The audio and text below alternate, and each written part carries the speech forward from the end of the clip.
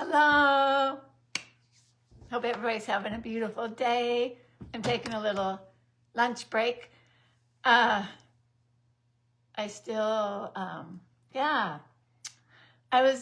This morning I was reminded today is April 24th. And I'm like, oh my gosh, it's been a year and a month since Judge Huber is denying Bryce Bitterman and Ken Miller for a hearing on the motion for reconsideration on Judge Huber's own legal memorandum on the warrant.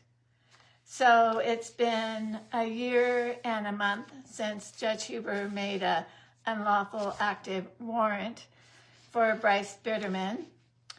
I would like to remind the public that there is an active warrant. It was filed by Dave and Tracy PIEPEL and Ted FUKUZAWA, Cade Bitterman's grandparents, over on his father. So you've heard me read Cade's counselor's letters. How is that in the best interest to put Bryce Bitterman in jail? So that's not my topic today. I'm going to stay on topic. So I know my next live after this is going to be on the 9/30/2022, because he said, Huber said he had clear and convincing evidence. I was like, the only clear and convincing evidence in this case is Judge Huber is the most corrupt and unethical judge that I've ever witnessed. And the only clear and convincing evidence is that Dave and Tracy people, I've heard, Judge Huber, you're friends with them, and that you shouldn't have been on this case. And according to Dave Peoples' own declaration, he finally comes up and tells the truth, 7/28/2023. This case didn't start in May when Scott Boland served Bryce Bitterman, when Cade was sick, and Boland served Bryce a letter for mediation. Yes, Scott Boland, you did that on the visitation custody case. Yep, I got the letter. So Mr. People says, I was surprised that attorney fees for Jordan Miller of JDSA were submitted. Yes, did you guys know that Jordan Miller was Bryce Bitterman's first attorney? Yeah. And did you know that Jordan Miller actually told Bryce Bitterman that Judge Huber would not be on his case because of conflict of interest with the Peoples? Yeah, did you know that? And he also told him there's no grandparents' rights. Did you know Jordan Miller told Bryce Bitterman that? Yeah. And also, this case started January 24th, 2022. He was notified, Dave People was, by Todd Keys that JDSA had identified a conflict of interest with their firm as they represented the Bittermans as well. I was told work ceased as of January 24th, 2022. That means they were already down there. Now, the accident was January 13th, and so 11 days later, they're told they can't move forward on grandparents' rights. Mr. People says, this surprised me since we were wanting JDSA to help with Taylor's estate and generalized questions on grandparents' rights. We desire to preserve the close emotional relationship we developed with our grandson that lived with us a significant portion of time.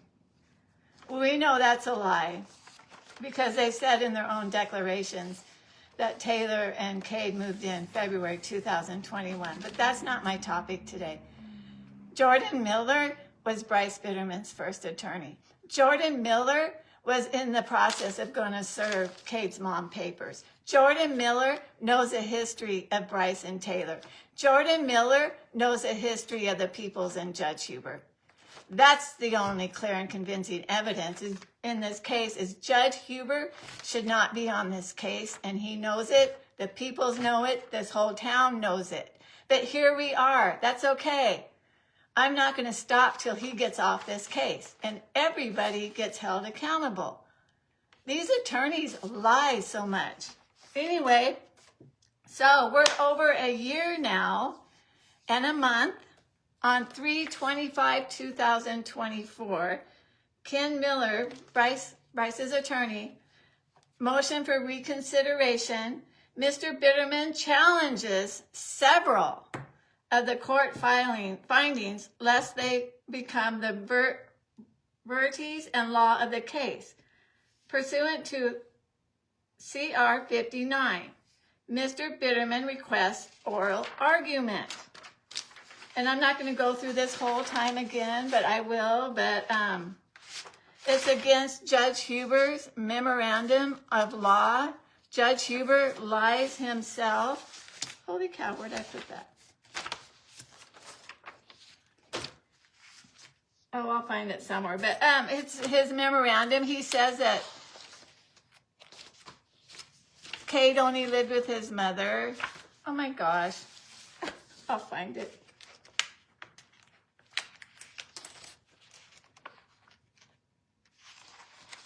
And he called Mr. Bitterman a fugitive. That's not true. And also it addresses Dave and Tracy People and Ted's declaration that they said they had Cade a significant amount of time. Judge Huber also says, here it is. Says Cade was 3 years old and lived with his mother, Taylor, at the time he passed away. After the death of his mother, Cade began living with his father. That's a lie. And so this whole reconsideration addresses 8 pages of false statements by Judge Huber on his legal memorandum. I call them lies and perjury, but I guess the legal term is false statements. So it's been over a year, and at the end, Ken Miller says,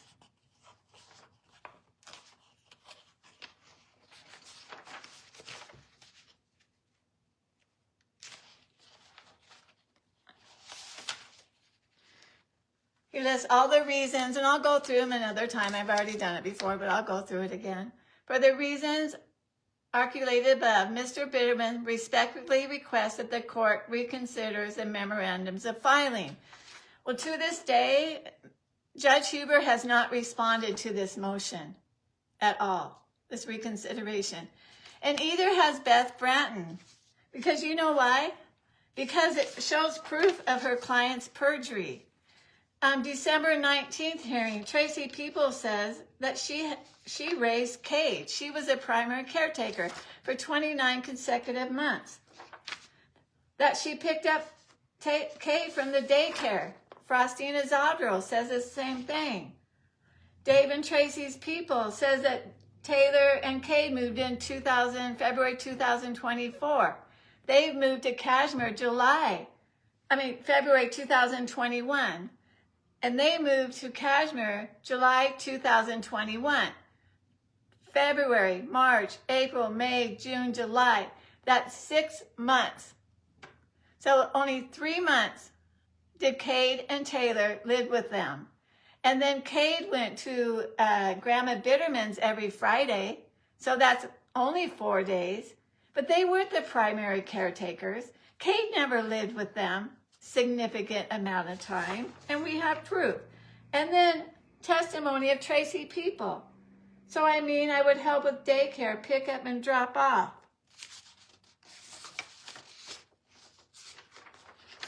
But Frostina ZODROW gets investigated by DCYF, and she says, licensingly stated the parents were sharing custody of the child, 50-50. When Mom Taylor was alive, they were rotating the child. 1 week was her and 1 week was with Bryce. Both parents completed a care registration and was provided. Licensee stated that grandmother Tracy never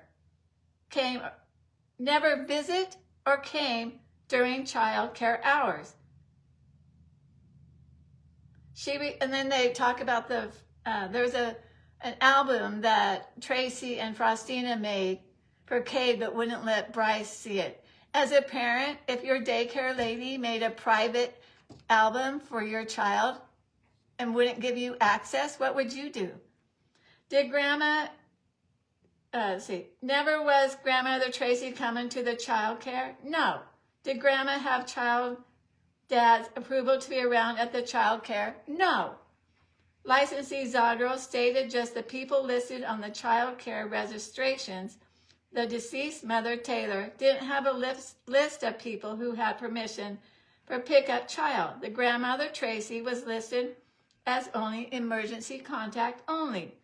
Licensee ZODROW let licensee know that when Mother Taylor was alive, Grandmother Tracy never came to pick up child. Parent Bryce has a list of 3 contacts who can pick up child, both grandparents, Melissa, Dave, and brother of his. So we have proof of all these lies. And Huber and Beth Bratton won't write back to them. And why is Dave and Tracy PIEPEL and Ted FUKUZAWA not only lying to the court, but they're lying to you, the whole public?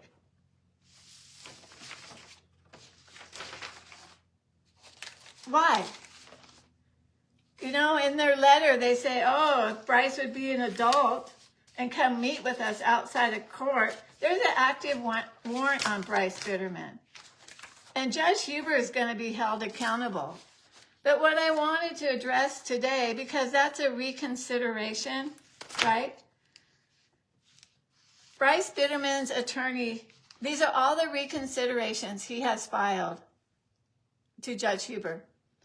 There was one from Canberra, December 15th, both cases.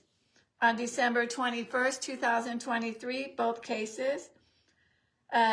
Motion for reconsideration, the court finding contempt for the December 5th hearing, December 5th, 2022, and November 9th, 2022.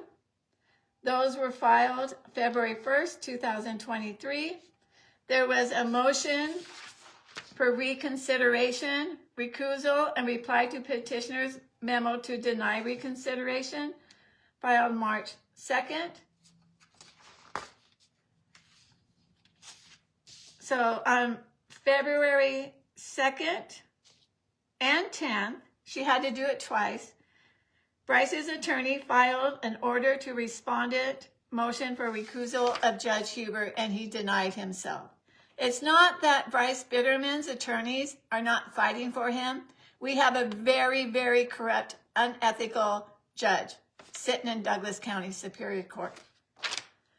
So there's 1, 2, 3, 4, 5, 6, 7 reconsiderations, and they're all done. The last one was done February 2023. He waits till May 5th, and he denies all of them. All of those reconsiderations are denied. He writes a letter. That's my purpose. He writes a letter and denies them. And then the CR60 was done July 31st, April 25th. He writes a letter denying the 39 pages of the CR60. He also denies it. And in his letter, he lies. He said Bryce was present November 1st hearing. That's a lie. November 1 hearing. Mr. Collier, is your client with you? Mr. Collier, no, he's not. It's just lies what I'm saying. So he wrote a letter and denied it. So Judge Huber, you've had this reconsideration with your own lies, your own perjury, Dave and Tracy PIEPEL and Ted FUKUZAWA's perjury for over a year, and you can't write a letter. Why hasn't he responded? Judge Huber, why don't you respond to your own perjury? It's been over a year.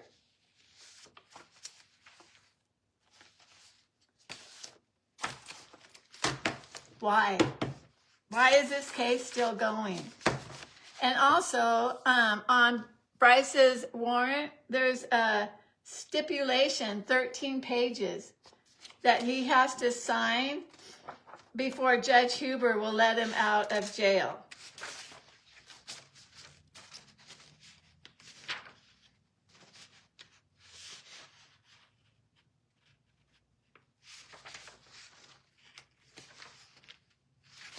in one part, let's see, he has to sign 13 pages of stipulations, and he has to hand his son over to Dave and Tracy People. Yeah.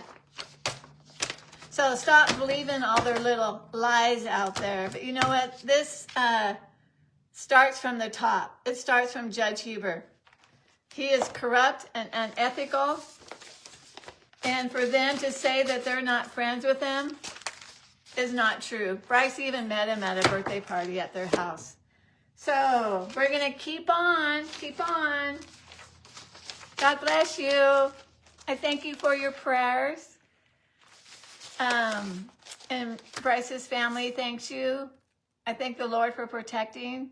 Sometimes it just takes longer because he's exposing more corruption. But I will continue to speak the truth. And I have every court document. I have every hearing that's been transcribed. So I haven't forged any court documents. So anyway, God bless you guys. Keep standing for justice, truth, and righteousness.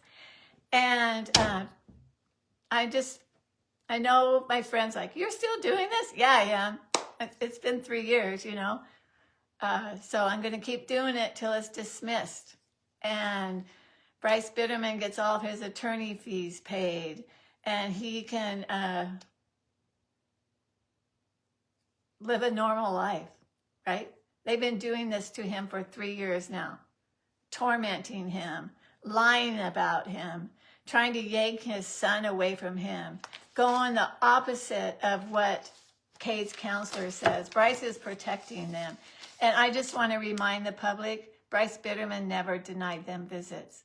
Never. Even Beth Bratton said it. So stop believing the lies if you're believing the lies, because it's not true. So anyway, I'm going to get back to work. And I'm a grandma, and grandparents are supposed to come along and support and love the parents of your grandchildren. So I have quite a few friends that have had to come along and help their grandkids out because their parents aren't healthy. This isn't the case. Bryce Bitterman is a fit parent, and same as the other mom that there's another case in Douglas County, and they're using Bryce Bitterman's case as a legal memorandum. So we'll just be addressing that later. Anyway, I was thinking,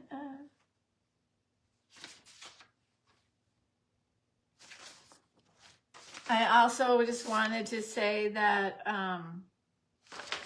Mr. Bitterman has tried to work things out with the petitioners. He tried to personally when he came to him and said that Cade wasn't ready to be without him. And also his attorneys have tried to work something out with them, and they denied. So obviously they don't want to see their grandson, my opinion, because if I wanted to see my grandson, I certainly wouldn't be doing this. God bless you. Have a beautiful day.